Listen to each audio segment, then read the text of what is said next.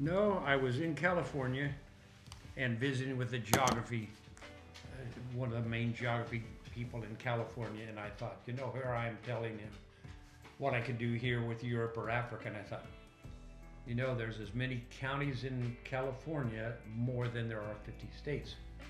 So if I could show him that I could learn something brand new without knowing anything about California other than I visited San Diego and San Francisco. We know where Mount Shasta is from vacations. That's about all I knew. And I wanted to show that that I can learn something new and how the process works, and that it only took 2.5 hours of computer work plus my time go to bed at night reciting, going through these alphabetically as well. Yeah, I think that's kind of more impressive to be able to learn. Like even the counties of California aren't completely unknown to you, because like for example, you were saying Santa Cruz, San Bernardino, all these names are names that you've heard before. Not all of them, but most of them. But it's much more impressive than learning something like South America, not only because it's more, but also because I don't know where 90% of the counties in California are. But at one point in my life, I definitely did know all of South America. So I was relearning just now when I did the 14 countries of South America, but I don't think I've ever learned the counties of California. So it's much more of an actual test of learning brand new knowledge to do something like the counties of California. Yeah, and partly was to show the power of click and learn. Yeah. To show I could take something that I know nothing about, and 2 hours I really worked hard. I even looked at my clock. It was 6:31 Saturday evening, and I went through 2 hours, 8:35, and I had gone through all the levels alphabetically random and in test mode. I thought, that's pretty good, but that's just cramming. Right. You got to review, you got to work at it. Yeah.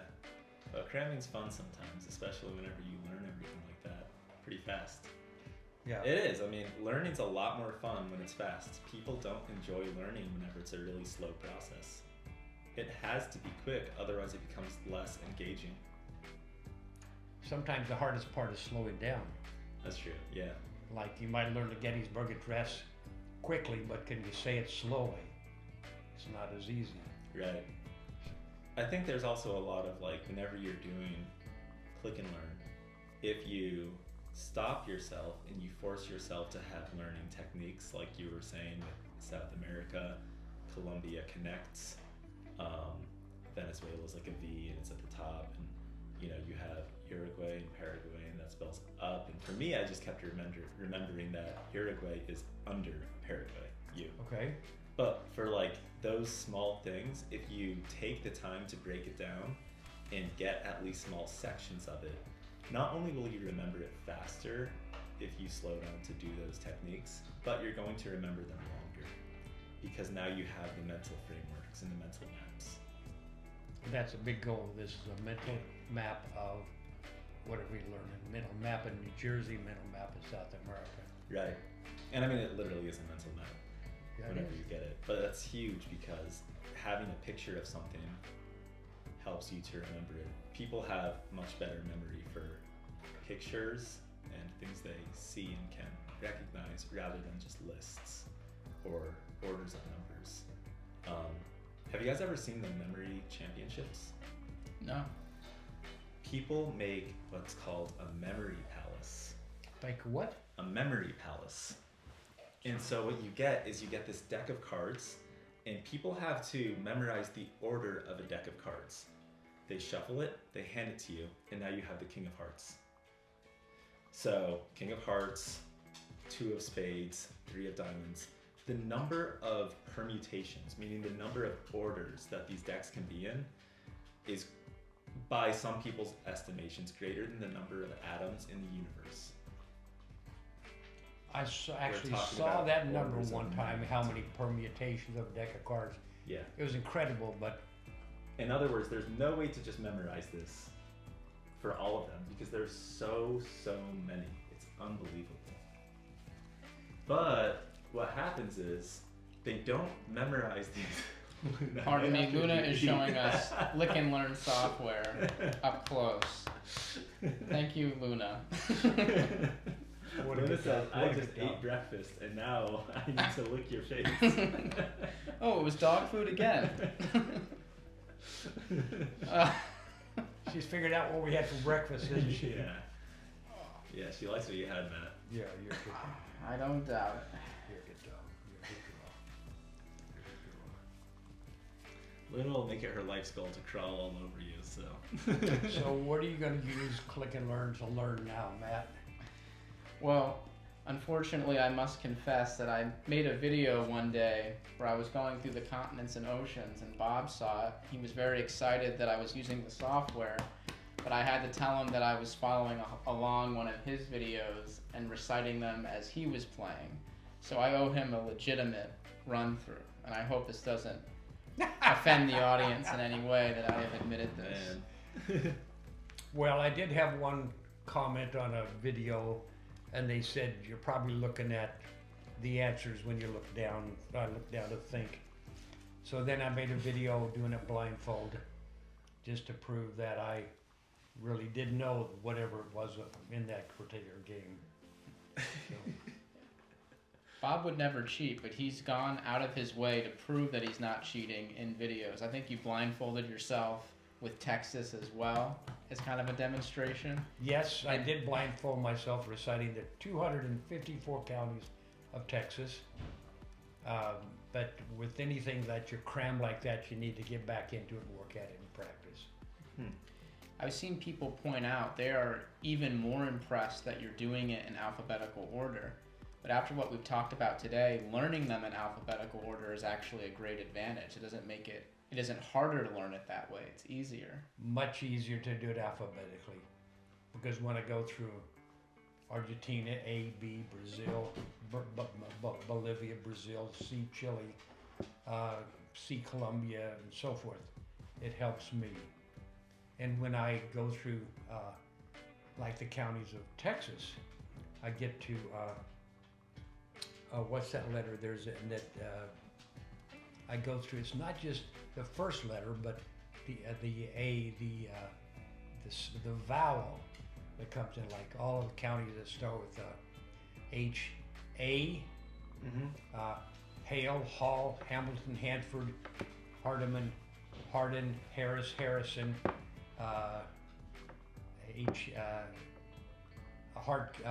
Haskell, Hayes, and then we go to H-E, Hempfield, Henderson, A-E-I-O-U, A-E-I, Hidalgo, Hill, O is Hockley, Hood, Hopkins, Houston, Howard, and H-U, Humpstead, Humful, no, H-U, Humful, Hunt, Hutchison. So the alphabetical, not just the first letter, but how to break down something with 12 different counties, saying these all start with H-A, H-E-I-O, and U, so forth. That helps me a lot. So, When you have that many H's, I guess you have to. say what? Oh, When you have that many H's, yeah, you can't, I mean, how many H's was that? Like 15 of them? 23, I don't know. 23? Yeah, I mean, you're learning more than just the countries of South America in that one letter, Yes. as far as the quantity. Yes. So you have to break it down somehow, because Yeah, I've seen you break up letters before where you're like H-E, and then you list H-E, and then you remind yourself what's the next part, and you do the list of like H-O or whatever HI, letter, yeah, whatever and it then is. you break down breakdowns. You would break it down by letter, but then you're breaking it down by 2 letters, Mm-hmm. and still following that order. Some people on TikTok have commented asking why you do that, but it's just so you can actually perform it. That's You right. know, and you have a flow that you can follow, so even if you need a moment to remember, you know, you have that to fall back on. It's even like California, when you get to San Luis Obispo, San something. What's the letter after L, M, N? So what comes after San Luis Obispo? San Mateo, Santa Barbara, Santa Clara, Santa Cruz, Shasta, Sierra, and so forth. Alphabetically, so much easier. Yeah, that makes sense. That's a good framework. Just breaking it down by letter and then maybe by second letter if you need to. Yep. She's going nuts, I know. What a good dog. She's going to be the star of our video. Everybody's going to be watching her.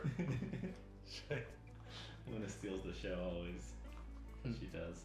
But, yeah, no, I like the, I'm always interested to hear about people's mental frameworks for memorization. You know, it's really interesting. I also think it's pretty interesting how, in the U.S. we don't really have that strong of a educational culture around memorization, because we learn things phonetically. I think it stems from language. So whenever you learn things phonetically, you learn that you can figure things out.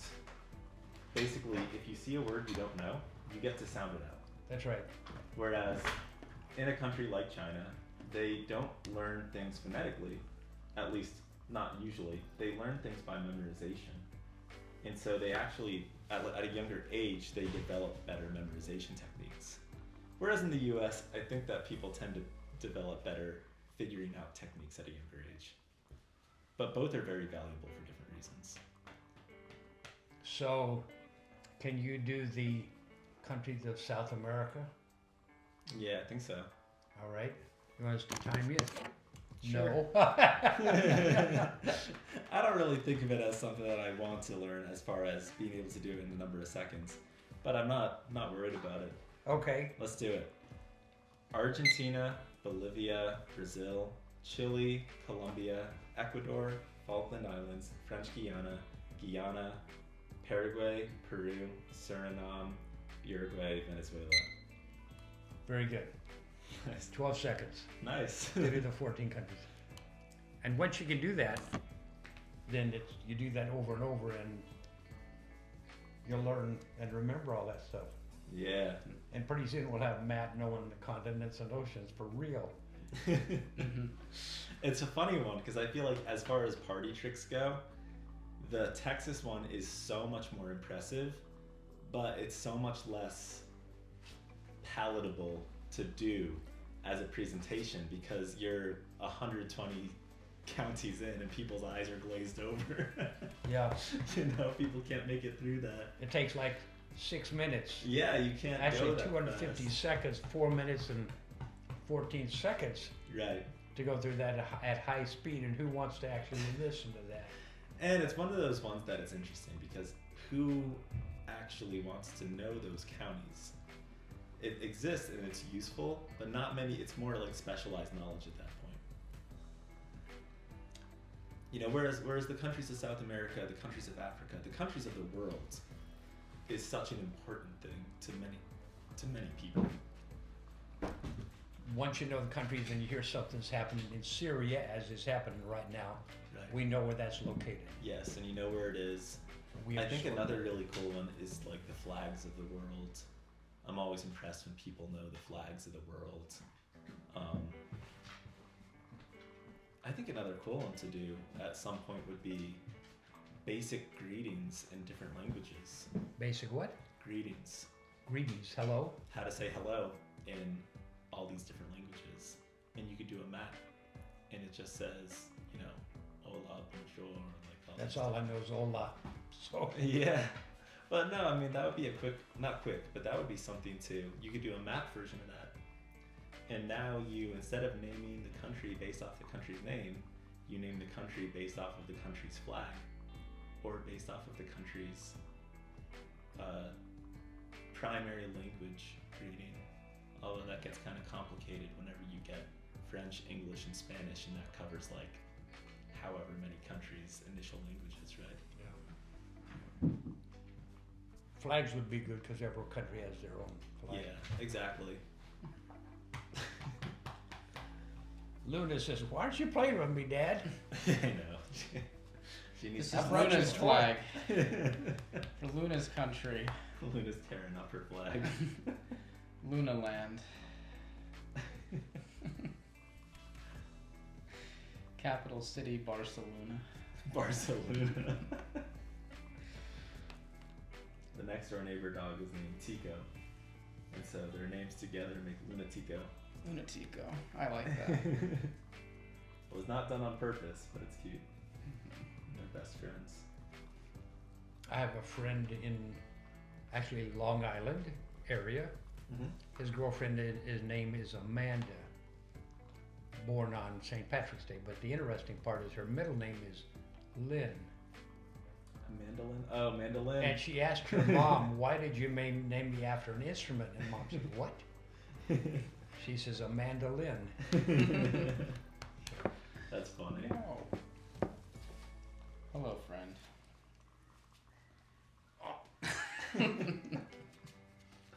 What a good dog. Yeah. What a good dog. What a good dog. A mandolin. That's funny. Yeah. So what's your birthday, Matt? March 28th. March 28th. What happened on March 28th in history? Lady Gaga was also born. Really? Mm-hmm. Okay. Is she your age? No, I think she's a little bit older, but I know she and I have the same birthday.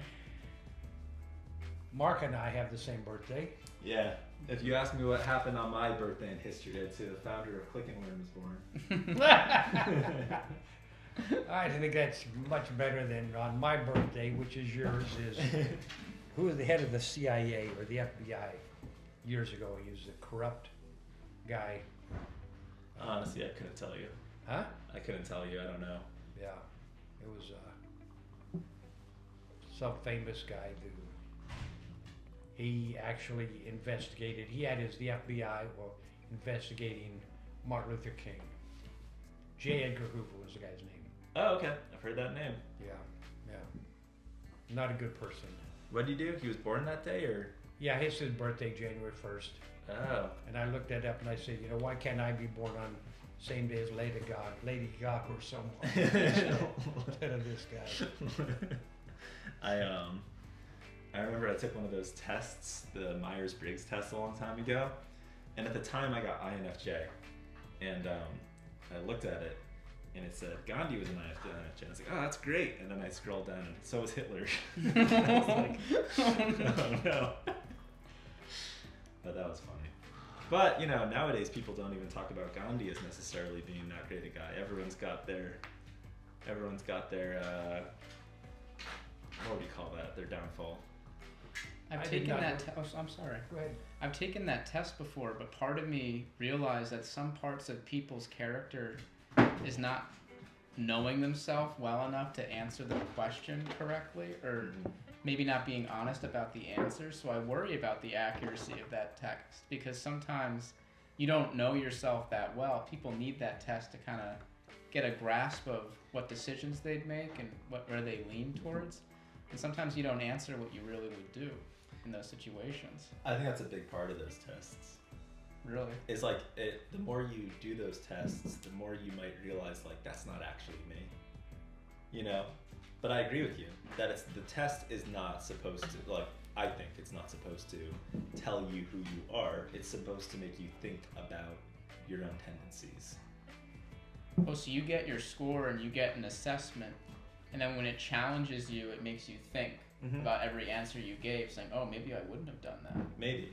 Okay. I mean, that's how I like to think of it. I've taken those tests a few times over the years, and I never think of it as, this is me. I always think of it as like, okay, that fits, or like, that doesn't fit, type of thing.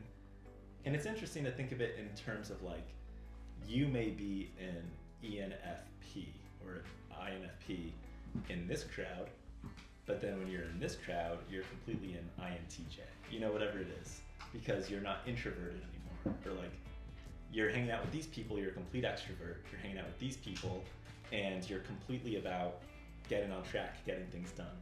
Trade show, extrovert. Basketball court, introvert. Exactly. So it depends on the crowd. 100%. Makes complete sense. Well, I am definitely different with the different groups I'm with.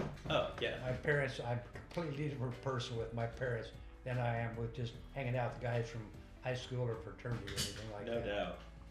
So. And you have to be, and sometimes with some groups, you'll be the person who's kind of goofy and like joking around. In another group, you're the person who's like trying to make sure they get everything done. Yeah. You're the person who's like in charge or whatever it is. So people wear a lot of hats. we were all actors playing a part. We were playing multiple roles throughout the day. I forget if that's from a Shakespeare play or something, but it talks about all these different performances, and the real you is either when you're by yourself or in a space where no one is a witness. It's just you and yourself. Like, you wouldn't know it, but Luna's actually incredibly afraid of a lot of things. I wouldn't have guessed that. One time a duck quacked at her, and she yelped and stood up on her hind legs and fell on her back. What'd you do to make her do that? A duck quacked at her. She almost passed out. Yeah, she was terrified. Yeah, she's afraid of kittens.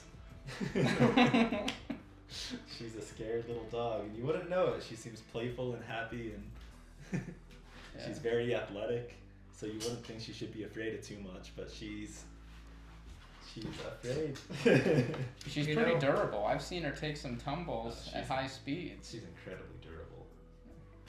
But not mentally. Mentally, she's fragile. You know, when I'm taking those tests you guys are talking about, quite often I think instead of saying, what do I really believe, I'm thinking, what looks more impressive?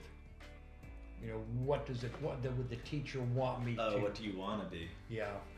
That makes sense. Which is, it's a wrong process for helping you determine. And like Matt says, you can be an introvert until you sit up there with a guitar, and then all of a sudden you're an extrovert singing and performing and everything. Right. So, well, I think there's a similar thing with like when we were kids. I think that our generation was pushed towards the belief that to be a leader is more valuable than to be a follower. Right? That was not a constant, but a regular thing in elementary, middle school, and high school is, are you going to be a leader or are you going to be a follower?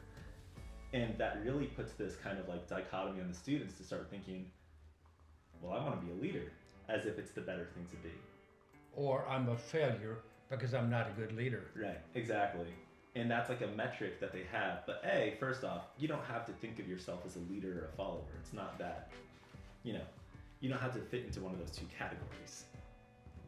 I think whenever you categorize things, it really puts people into the state of, I no longer think about things, individual things critically. For example, are you a Democrat or Republican? Well, if you choose to identify with one of them, let's say you choose to identify with, I am a Democrat. Next thing you know, you're defending this person's actions who did something very specific that you never thought about before, and you don't give a thought to what they actually did. You're defending them because that's how you identify. And I think that can be, it's divisive. Kind of a silly thing. It's divisive, but it's also like, okay, so Matt's, maybe Matt decides, I'm not going to identify as an athlete. And then he goes for a run and suddenly he feels really good. And, he's working at the gym and he feels really good. And he goes, that's not me. He's like, that doesn't feel right. That's not who I am. That guy was fake. Right, exactly. It's like, there's no reason why you have to put yourself into these categories. And the same alternatives, right? Like maybe I decide I'm an athlete and I end up attending Matt's show back in high school, and it gives me chills, and I'm like, wow, that was amazing. But then I kind of like, no, that's not for me.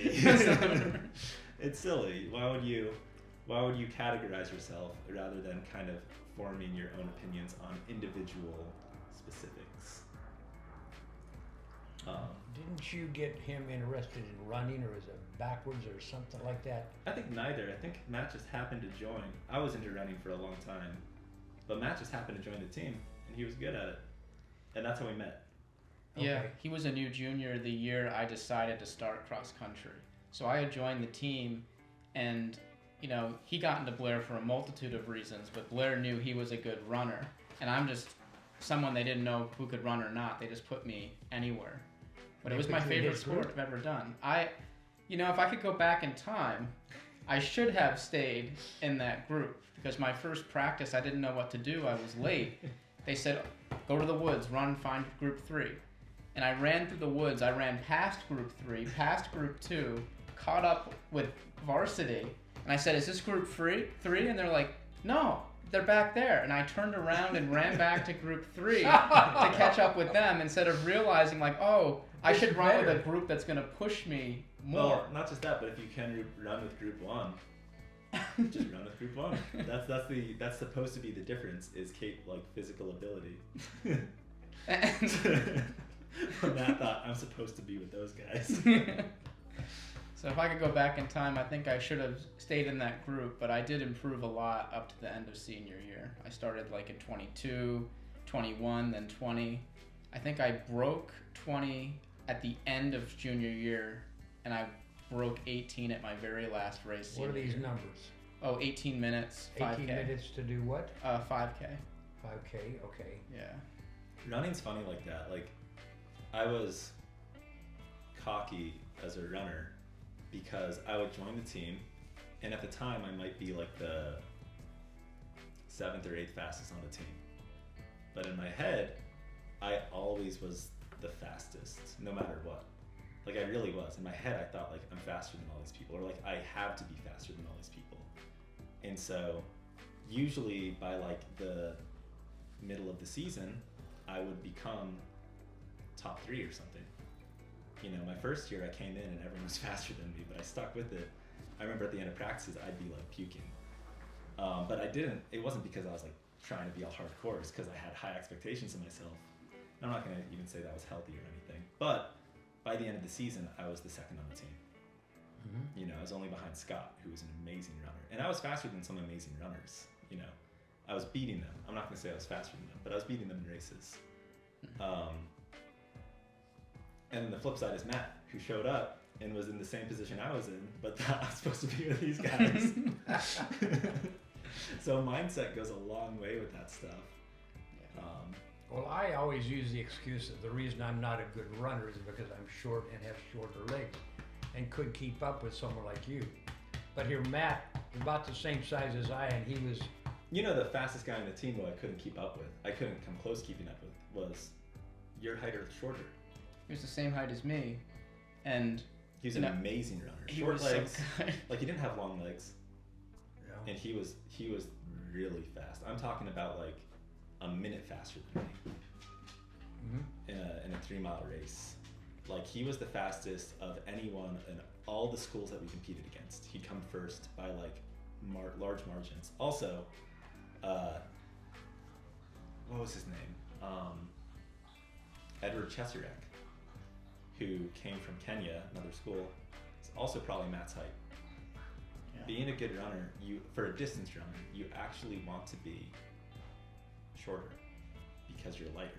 And if you're taller, not to say that being tall is a disadvantage, but on average, the best distance runners are below 6 feet. I never knew that. I just assumed you're taller, you can go twice as far per step than I can. Which is kind of true. You know, that's not false, but it's an endurance sport. So the bigger you are, the more your tendons, joints, and muscles are going to break down, because you have to be heavier if you're taller. And tendons and joints on a basic level are not built any different for a taller person or a shorter person. I don't have better knees because I'm taller. Of course not, yeah. Right. Yeah. So if you're a little bit lighter, then they're going to be experiencing less wear and tear over time. And you're just a little bit less likely to get injured. Were you in other sports besides running? I was in soccer for a little bit, and I was on third string for 2 seasons straight. At least you were on a string. Yeah, I was on a string. They told me. Okay, you go over there and watch. I did swimming, and you know, we only had like 2 meets a year. I couldn't really gauge if I was getting better at it. It was just excellent exercise. I tried rowing, and then by sophomore year, I started experimenting with the play. I did some track in the play, and I started doing the play twice a year because I really enjoyed doing that. The play, you mean on stage? Oh, on stage, yeah. So there was a musical that I got a bit part in, and then I got a bit part in Arabian Nights, and then we did Sweeney Todd and Cyrano de Bergerac in the spring, and that was the play where I had to memorize so many words. Yeah, that was crazy. That was a lot. I can't believe I did that because it was senior year and everyone's mind and heart is elsewhere by April and May, and I still had to be kind of locked in. And it didn't help that I was starting my YouTube channel at the time, and every weekend I was kind of going home and working on that very obsessively. So that kind of added to the stress too. I think there was a lot of emotions and creativity going on at the same time. But it was great. I just wish I left it feeling like I could do it. I did a little bit more acting in college, but I think if I wasn't so hard on myself, I would have let myself enjoy it more. Where'd you go to college? I went to Ithaca College in upstate New York. Okay, because you mentioned Vanderbilt in something. I know that's where Mark went. Vanderbilt. You mentioned something about Vanderbilt. You said someone's also from Vanderbilt, whoever we were talking about. Oh, my friend Griffin graduated from Vanderbilt 2 years ago, Okay. and Griffin studied marketing. And sometimes when I need advice or help, I go to Griffin. They're the Blue Snowplow on YouTube. They make excellent work. Blue Snowplow. Mm-hmm. What's that channel about? It's also a Thomas the Tank Engine inspired channel, but Griffin does kind of psychological horror content with everything. And it's not grotesque or cruel or anything like that. It's about fear and anxiety, and all these different kinds of emotions are worked into the stories, but their background is marketing. So my business card that I recently made, Griffin actually helped me design that. Okay. Nice. So when I consult people for advice, Griffin is one of the people that I go That to. you go to, yeah. In fact, when we were because I know we were thinking of possibly going on Google to help promote posts and things like that to market, I've been getting like inquiries from AI bot accounts trying to get us to pay money to promote our posts and our videos. And I sent all these bots to Griffin, and I said, Griffin, like, we might do this in the future. We might pay to promote our posts on Google the right way, but are these people legitimate? And Griffin said, first of all, they're not people, they're bots. It's all a scam. You have to be very careful about that. And thankfully, Griffin's helped us a little bit, actually. When I've had a question for something with Click and Learn, the Blue Snowplow on YouTube has been very helpful. That's so funny how deep the Thomas fandom goes. It's like there's so many people in it whenever you get into it. It's a small fandom, but at the same time, it means you can know more of the people in it. Yeah. I think the people I know the least are the people who are younger who have just joined. Because I know people who have been there for more than a decade, and I could tell you, like, oh, they're over here, they're doing this, they live here, and they're very talented. That's completely different than what happens. I have a friend who, he's my age, and he's been going to train shows with HO scale and all these other scales, and those people are old now, and that interest is dying out. He can't sell as much of his equipment and so forth, but with Thomas, it's a whole new generation that are interested in seeing these characters, whatever they're doing. Mm-hmm. So it is interesting. It's I mean, the more common one than Thomas is not a common one, but a common industry that's similar to Thomas is like Pokemon. Oh yeah. And Pokemon, growing up, it was completely just a toy. It was for kids. It was play. But now that people our age and older who grew up on Pokemon and are still into Pokemon, and Matt's kind of in this industry as well. Kind of. I mean, Pokemon has become kind of cult? semi-lucrative. Okay. It's one of the biggest properties in the world. Yeah. It's huge. And people who literally, it's like a sport, right? So like back in the 50s, basketball was a big sport, but it wasn't lucrative. I think the NBA existed in the 50s, I'm not even sure. But the NBA didn't really become a lucrative business until about the time of Magic Johnson, Larry Bird. That's when it really began to take off and people really started to care about basketball. And then Michael Jordan hit, and by then it was like superstardom. Nowadays the NBA is billions of dollars are in it. Do you guys either one? I'm just as an aside. Did either one of you see the movie Air? It's about Michael Jordan. Michael Jordan? I haven't seen it. It's about his family and how they recruited him and why they recruited him, things like that. Wow. No, I haven't seen it. Is it good? Yeah, it is good. A good movie. I like movies like that. But you're talking about Pokemon. I just got an email from a friend a couple of days ago. He was big into Pokemon, and he asked me how many of those I know. I said, I am not interested in Pokemon. I probably He said, go to Matt. yeah, I probably would know 5 in my whole life because I don't care. I never was raised on Yeah. that stuff, generations and so forth. But that's the thing. It's you talk to some people who know every single basketball player from like the 1980s. I'd say that's more impressive than knowing all the Pokemon. But you know, people like Matt and kind of myself. I'm not going to count myself for the current generation of Pokemon, but I know all the Pokemon up to maybe 3rd generation. Does that mean how many is in a generation? 150 plus. So you're saying you might used to know 450 Pokemon things? I probably still know 450 Pokemon, and for me, it doesn't take any effort. It's not like I've ever tried to remember memorize last it. month we were a couple months, we're counting how many Matt was reciting. Yeah. It was like over and over and over. If you showed me a picture of any single Pokemon from the first 3 generations, I'd give it 99% I could name it. It's incredible.